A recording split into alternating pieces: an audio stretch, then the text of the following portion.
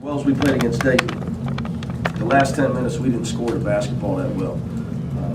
We defended till the buzzer against Dayton, but tonight we played offense and defense for 40 minutes, and that's something we talked about in the preparation and the pregame as we're getting ready for Saturday and obviously for Big East play, that we need to do a better job of just staying focused and understand that we're going to have to keep our intensity up over a period of time, and this team's going to continue to press us and trap us. So I was happy with the matchup tonight because they were going to continue to press. It was going to force our guys to stay mentally engaged in the game, and the guys did a great job. They couldn't have played any better, and I'm a happy coach tonight.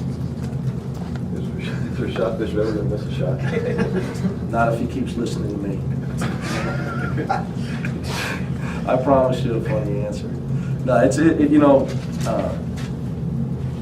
I will say this. I'm glad he got to the foul line. It doesn't do any good to have a great free throw shooter that he never gets fouled. It's been a few games before since he got to the foul line. He's given us great leadership right now, as well as all our seniors. Their attitudes are tremendous, and Larry Davis also had a great game off the bench. But I really think Kashmir Wright's a big difference in our team. Right now he's playing like a high-level point guard, and his assist-to-turnover ratio is tremendous. He's starting to read defenses and understand offense. Doing a great job of keeping his dribble alive and picking his spots. He can still improve as a defensive player. Again, his conditioning can get better, but his stat line doesn't really do justice to how well he played tonight. He's evolved, and as he evolves into one of the better guards in the Big East, it's going to give us a chance to beat anybody. How close was Cash to playing like this last year? Anywhere near it? It was, in defense of him, it was tough because it was his first year. Secondly, Deontay and Lance had the ball in their hands a lot, and he had come off sitting out a year, so it's probably unrealistic for him to play like this last year. Did you envision him playing like this? You thought that? Oh, when we recruited him, obviously, sure. You see a guy's ability, but then you gotta. He didn't play point guard in high school. He had great quickness. He could shoot, but he didn't run a team his whole life. So it's just been him running a team, teaching him how to run a team has been a process.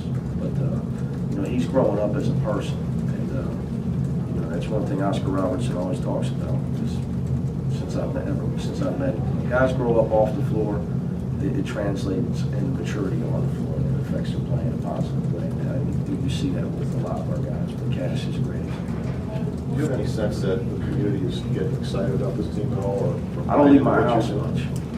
If you're not, people go to give me lunch. What about when you look and see all the empty seats? The 3 or 4 people at Starbucks are always excited when I stop through. The people at Mercy Montessori when I drop Sammy off. Mostly Xavier fans, except there's one. We got one teacher over there that's a UC guy, but they're all.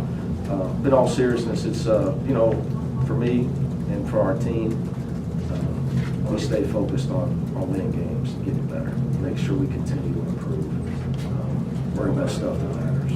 We appreciate I choose to focus on people that come to games, and we appreciate the people that come to our games, and we'll just keep trying to give them a great show. I asked Yancey and Cash if they were playing with a chip on their shoulder because of the preseason Big East rankings, and they kind of said they did. Do you feel that's been a motivating factor for these guys so far? Oh, it would be. It should be. If you're a competitor, there's other teams that haven't played the greatest schedule, haven't played a game outside their building, and they're ranked. But, they have a different name. They maybe have a different coach. That's a great thing about it. We'll get our chance. We just need to worry about getting better every day in practice. Why didn't you give me that answer yesterday when I asked you? Oh, That was a lot better. You like that answer? Yeah, that was good. But it really doesn't matter at the end of the day. As a coach, the longer we're not ranked, the more I can use it. The more it irritates them, the harder they play. It's funny, but as a coach, if I can use that, it's an advantage. How much guys focus? How much is team chemistry also important? These guys seem like they get along really well. They're sharing the ball out there. Does that has to happen? I've told everybody that would listen to that since our first team workout in April that a lot of that, though, is unfair to Deontay and Lance. A lot of that has to do with the guys in the locker room now taken ownership for why we lost some close games last year. And, you know, because of what they went through together and the tough losses have made them better. So now they're easier to coach because they understand the things that they did wrong that cost us some games and maybe cost us the NCAA tournament. It's not Deontay and Lance being gone. It's what we all went through together as a group. But it's all part of building a program. You know, that's why, you know, Rome wasn't built in a day. You got to, in life, you know, nothing great's ever accomplished without struggle. So it's just not an overnight process for every team. Coach, this team hasn't lost yet. In that same vein, are they not learning as much as they did last year when they were losing because they haven't? We learned enough last year. Okay. Mick, by and large, through this 9 games, you protected basketball and rebounded well. I mean, is that really the big lesson that, you know, if you do those two things, by and large, you're going to be successful? Well, when we came into practice, really all our off-season stuff, and we went to Canada on our foreign tour, we've always defended, and the guys have always competed and been tough. We got to score more. You know, we've got to put the ball in the basket. We've got to have guys playing at a better clip on the offensive end. So we just really broke down as a team how are we going to do that in 2 areas: passing and execution, so we get better shots, and then obviously we got to take care of the ball. You just look at our stats last year; we turned the ball over too much. So those are the 2 areas. When our passing is better, and we're taking care of the ball better, and we're executing. Our guys are bought into basketball, you know, of how to get each other open. Because our shooting's much better, but the guy shooting's wide open. And you know, I think Yancey's post presence is much better this year. His numbers don't tell the story of how much better player he is. He draws a lot of attention. First half, you played Jaquan pretty much primarily off the ball. Was that just trying to get him back into rhythm? Because he's been the one guy that kind of has struggled so far this year. Well, Rashad got the fouls, and it was just a chance to get Jaquan some minutes. I'm trying to get his confidence back. This was by far his best game, so it was really good to see him have a good game. He's been frustrated. He's been working hard every day in practice, so I was really happy to see him play well. Coach, Last question.